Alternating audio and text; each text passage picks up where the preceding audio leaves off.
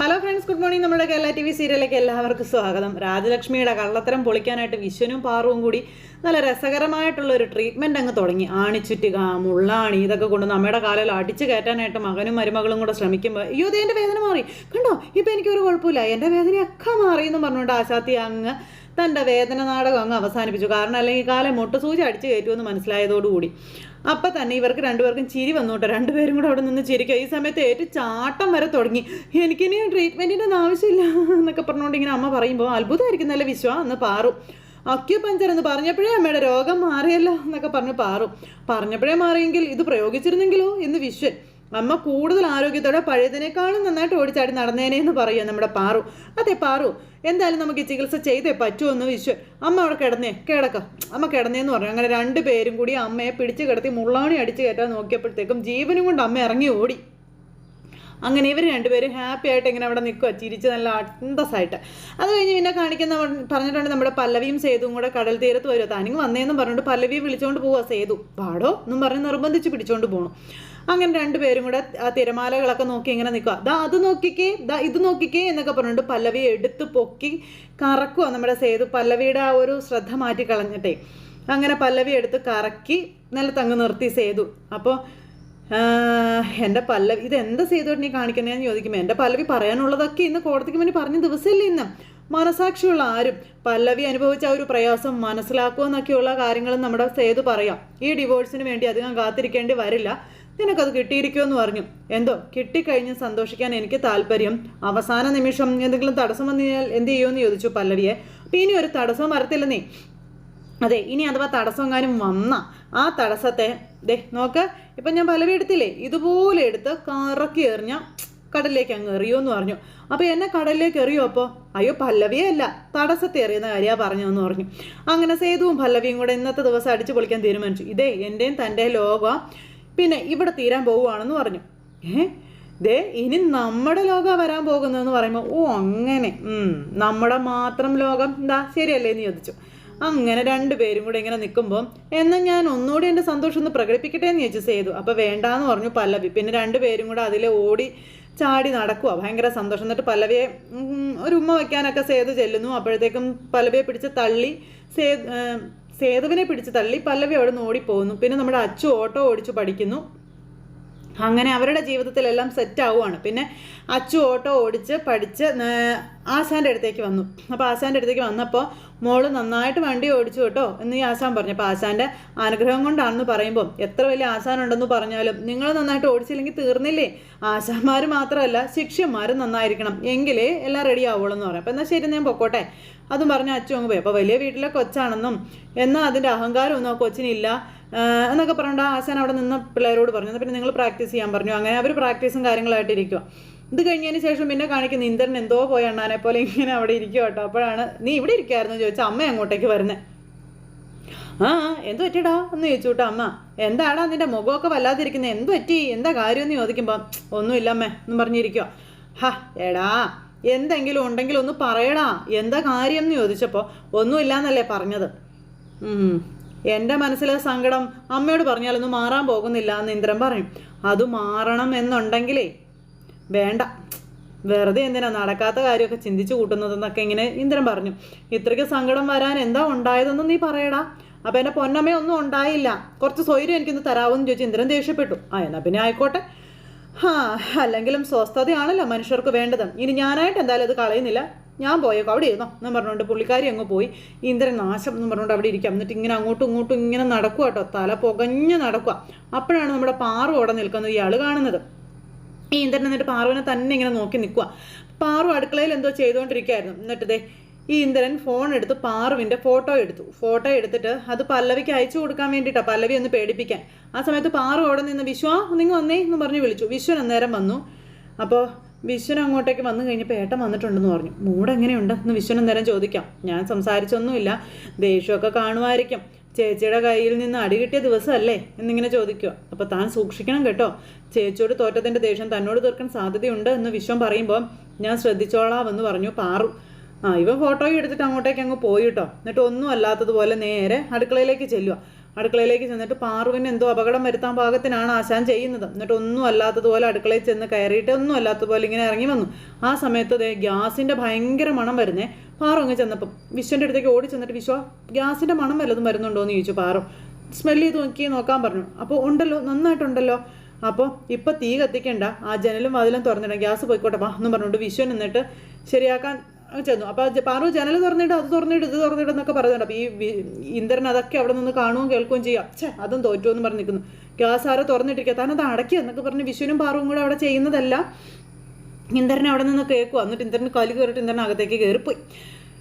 തുള്ളി ഉറങ്ങി ഇന്ദ്രൻ അങ്ങ് കയറിപ്പോയി. പിന്നെ കാണിക്കുന്നത് ഇന്ദ്രൻ എടുത്തിയാടി കോളേജിലേക്ക് ചെല്ലും. അപ്പോൾ പല്ലവി അവിടെ പഠിപ്പിച്ചുകൊണ്ടിരിക്കുകയാണ്. അപ്പോൾ അവിടെ കൊണ്ടുവന്ന് കാറ് നിർത്തിയപ്പോൾ സെക്യൂരിറ്റി വന്നിട്ട് പറഞ്ഞു ഇവിടെ കാറ് നിർത്തിയിടാൻ പറ്റില്ല എന്ന് പറഞ്ഞു. പറ്റും, ഈസി ആയിട്ട് പറ്റും, കണ്ടില്ല ഞാൻ പാർക്ക് ചെയ്തത്, ഇവിടെ പറ്റും, മാറ്റാടോ എന്നും പറഞ്ഞുകൊണ്ട് ഇന്ദ്രൻ എന്നിട്ട് കാറിൽ നിന്ന് ഭയങ്കര സ്റ്റൈലിഷ് ആയിട്ടൊക്കെ ഇങ്ങനെ ഇറങ്ങി വരും. അപ്പോൾ പല്ലവി എല്ലാം കഴിഞ്ഞ് വരുമായിരുന്നു. എന്താടി ആഘോഷം തുടങ്ങിയോന്ന് ചോദിച്ചു. അപ്പോൾ എന്തിനാന്ന് ചോദിച്ചു പല്ലവി. ഈ ഡിവോഴ്സ് കിട്ടാൻ പോവുമല്ലേ, അപ്പോൾ വിധി വരട്ടെ, അപ്പോൾ ഞാൻ വേണ്ടത് ചെയ്തോളാമെന്ന് പല്ലവി പറഞ്ഞു ഇന്ദ്രനോട്. ഞാൻ എന്തായാലും ആഘോഷം തുടങ്ങി, വിജയം മാത്രമല്ലല്ലോ, പരാജയവും നമുക്ക് ആഘോഷിക്കണമല്ലോ, അതിന് വേണ്ടിയിട്ടുള്ളത്.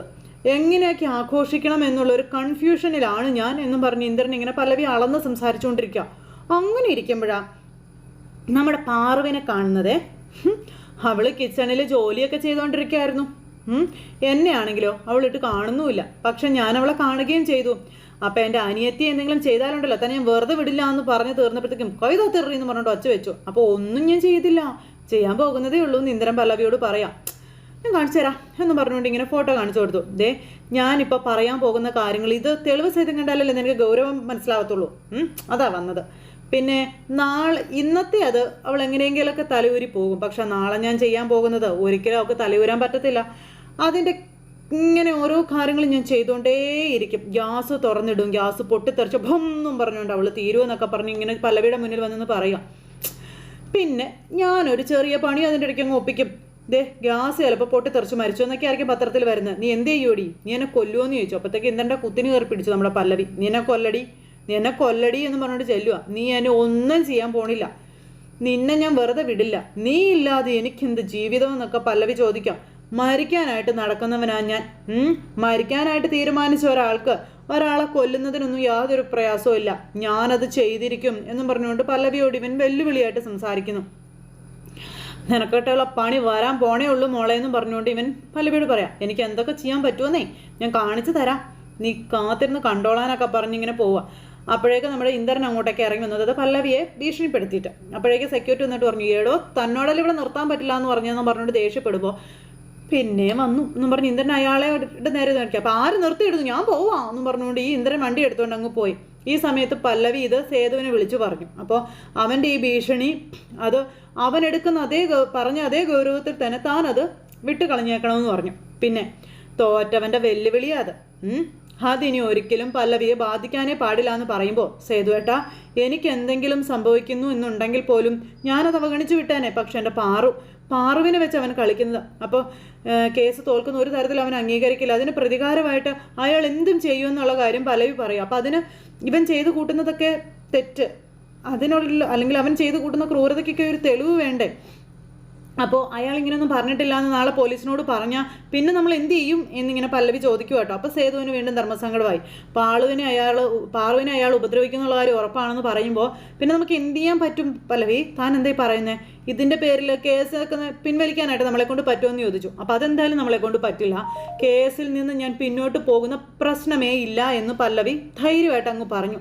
ഇന്ദ്രൻ എന്ന ചാപ്റ്റർ എന്നേക്കുമായി ഇതോടെ അവസാനിക്കണമെന്നും പിന്നെ അത് തന്നെയാണ് എൻ്റെ ആഗ്രഹം എന്നൊക്കെയുള്ള കാര്യങ്ങൾ പല്ലവി പറയുമ്പോൾ പിന്നെ ആകെ ചെയ്യാൻ പറ്റുക ഭീഷണിപ്പെടുത്തുക എന്നുള്ളതാണെന്നുള്ള കാര്യവും പറഞ്ഞു. ഈ സമയത്ത് അത് വേണമെന്നോ എന്നുകൂടി ഒന്ന് ആലോചിക്കണമെന്ന് പറഞ്ഞു. അങ്ങനെ സേതുവും പല്ലവിയും കൂടെ ഇന്ദ്രനെ പൂട്ടാനുള്ള പരിപാടി ആലോചിക്കാം. ഓരോ നിമിഷവും പാറു അവിടെ നിൽക്കുന്തോറും അപകടം കൂടിക്കൂടി വരികയാണെന്നും നമുക്ക് പേടിക്കാനുള്ള അവസ്ഥകൾ കൂടിക്കൂടി വരികയാണെന്നും അത് മാറണം എന്ന കാര്യവും പല്ലവി സേതുവിനോട് പറഞ്ഞു. എന്തെങ്കിലും ഉടനെ ചെയ്യണമെന്നും ഒറ്റയ്ക്കുള്ള തീരുമാനമൊന്നും അല്ല, കൂട്ടായിട്ട് വേണം തീരുമാനം എടുക്കാൻ. നമ്മൾ എന്ത് തീരുമാനം എടുത്താലും അത് അവരുടേതും കൂടെ ആയിരിക്കണം എന്ന് പറഞ്ഞു, അതായത് വിശ്വൻ്റെയും പാർവിൻ്റെയും. അപ്പോൾ ശരിയെന്നും പറഞ്ഞ് ഫോൺ അങ്ങ് കട്ട് ചെയ്തു. പിന്നെ പാർവിനെ പറ്റി ആലോചിച്ച് സമാധാനം നഷ്ടപ്പെട്ട് പല്ലവി ഇവിടെ ഇരിക്കുന്നു. പല്ലവിയെ പറ്റി ആലോചിച്ച് സമാധാനം നഷ്ടപ്പെട്ട് നമ്മുടെ ഇന്ദ്രൻ അവിടെ ഇരിക്കുന്നു. അങ്ങനെ ഇവർ അതെല്ലാം കഴിഞ്ഞ് പാറുവിനെയും അതുപോലെ വിശ്വനെയും കാണാനായിട്ട് എത്തി. പിറ്റേ ദിവസം. അപ്പം നിങ്ങളെ രണ്ടുപേരെയും കാണാനായിട്ട് വിളിച്ചു വരുത്തിയത്. ഞാൻ പറയുന്ന ഒരു കാര്യം നിങ്ങൾ കേൾക്കണമെന്ന് പറഞ്ഞു. ഞാൻ പറയുന്നത് നിങ്ങളുടെ നന്മയ്ക്ക് വേണ്ടിയിട്ടാണ്, നന്മയ്ക്ക് വേണ്ടി മാത്രമേ ഞാൻ പറയാറുള്ളൂ എന്നും പാറു പറഞ്ഞു. എത്രയും വേഗം ഇന്ദ്രപ്രസ്ഥത്തിൽ നിന്ന് നിങ്ങൾ ഇറങ്ങണം, എന്നിട്ട് വേറെ എവിടേക്കെങ്കിലും താമസം മാറ്റണമെന്നുള്ള കാര്യങ്ങൾ പല്ലവി പറയാം. അപ്പോൾ പാറുവും വിശ്വനും ഇങ്ങനെ നോക്കുക കേട്ടോ. ഒറ്റയ്ക്കൊക്കെ പോയി താമസിക്കാനോ എന്ന് പാറു ചോദിച്ചപ്പം അതെ, നിങ്ങൾ ഒരു കാരണവശാലും ഇന്ദ്രൻ്റെ കൂടെ താമസിക്കാൻ പാടില്ല, നിനക്ക് അപകടം പറ്റുമെന്ന് പല്ലവി പാറുവിനോട് പറയാം. അപകടം പറ്റാനോ എന്ന് വിശ്വൻ ചോദിച്ചപ്പോൾ അതെ, ഇന്ന് അതിനുള്ളൊരു ശ്രമവും നടന്നു. നാളെ അത് വിജയിച്ചുകൂടാന്നില്ല എന്ന് പറയുമ്പം അപ്പോൾ നേരത്തെ തോന്നിയ സംശയം അത് വെറുതെ ആയിരുന്നില്ല അല്ലേ എന്ന് വിശ്വൻ ചോദിക്കാം. അതിൻ്റെ പിന്നിൽ ഏട്ടനായിരുന്നല്ലേ? അപ്പോൾ ഏട്ടനല്ല, കൊലപാതകിയാണെന്ന് പല്ലവി വിശ്വനോട് പറയാം. ലക്ഷ്യം ഇവളാണെന്നും അതുപോലെ അല്പമെങ്കിലും വിശ്വൻ ഇവളെ സ്നേഹിക്കുന്നുണ്ടെങ്കിൽ പാറുവിനെയും കൊണ്ട് അവിടെ നിന്ന് മാറണമെന്നുള്ള കാര്യങ്ങൾ അന്നേരം നമ്മുടെ പല്ലവി പറഞ്ഞു. കോടതിയിൽ ചേച്ചി മൊഴി കൊടുത്തു എന്ന് അറിഞ്ഞപ്പോൾ തന്നെ എന്തെങ്കിലും ഒരു തിരിച്ചടി ഉണ്ടാകുമെന്ന് ഞാൻ പ്രതീക്ഷിച്ചതായിരുന്നു എന്ന് വിശ്വൻ അന്നേരം അവിടെ വെച്ചിങ്ങനെ പറഞ്ഞു. ഇത്രയും ക്രൂരമാകുമെന്നൊന്നും ഞാൻ വിചാരിച്ചില്ല എന്നും വിശ്വൻ പറയുക കേട്ടോ. അപ്പോൾ ചേച്ചി വിഷമിക്കേണ്ട കാര്യമൊന്നുമില്ല, എത്രയും പെട്ടെന്ന് ഞാൻ അവിടെ നിന്ന് മാറിക്കോളാം, ഫ്ലാറ്റ് എടുത്തോളാം, അതാകുമ്പോൾ സെക്യൂരിറ്റിയൊക്കെ ഉണ്ടാവുമല്ലോ എന്ന് പറഞ്ഞു. അത് കേട്ടപ്പോൾ നമ്മുടെ സേതു തൽക്കാലം എഴുത്തുപുരയിലേക്ക് മാറുന്നത് തന്നെയാണ് നല്ലതെന്ന് പറഞ്ഞു. അതാ വേണ്ടതെന്നും പിന്നെ കുറച്ച് കടവും കാര്യങ്ങളൊക്കെ ബാക്കി കിടപ്പുണ്ടല്ലോ, പെട്ടെന്ന് തന്നെ അവിടെ നിന്ന് മാറണം, എന്നിട്ട് അവിടെ നിന്ന് നിങ്ങൾ വേറെ മാറിക്കോളാൻ പറഞ്ഞു. അതാകുമ്പോൾ ആർക്കും സംശയമൊന്നും തോന്നത്തില്ലല്ലോ വിശ്വ എന്ന് പറഞ്ഞുകൊണ്ട് നമ്മുടെ പാറു പറഞ്ഞു. ഇന്ന് തന്നെ നിങ്ങളെ കൂട്ടിക്കൊണ്ട് പോകാൻ അച്ഛനും അമ്മയും വരും. വിശ്വൻ്റെ അമ്മ എതിർക്കാനൊക്കെ നോക്കുമെന്നും സ്വാഭാവികമായിട്ടും ഇന്ദ്രനും എതിർക്കും, പക്ഷേ സമ്മതിക്കരുതെന്നുള്ള കാര്യം പറയുക നമ്മുടെ പല്ലവി. അങ്ങനെ ഇവർ തമ്മിൽ പ്ലാൻ ഒരുക്കിയല്ലേ സെറ്റാവുക.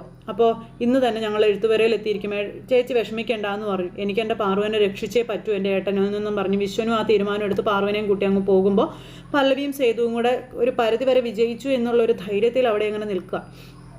എന്തായാലും ഇനി ഒരു പക്ഷേ ഇയാളുടെ കള്ളക്കളികളൊന്നും നടക്കില്ല, അതായത് ഈ ഇന്ദ്രൻ്റെ കള്ളക്കളികളൊന്നും നടക്കില്ല എന്നുള്ളൊരു ധൈര്യത്തിൽ. അപ്പോൾ അങ്ങനെ കാണിച്ചുകൊണ്ടാണ് ഇന്നത്തെ നമ്മുടെ എപ്പിസോഡ് അവസാനിച്ചിരിക്കുന്നത്. അപ്പോൾ എല്ലാവരും കാത്തിരുന്ന് കാണണോട്ടെ. എല്ലാവർക്കും നല്ലൊരു ദിവസം ആശംസിക്കുകയാണ്. നന്ദി.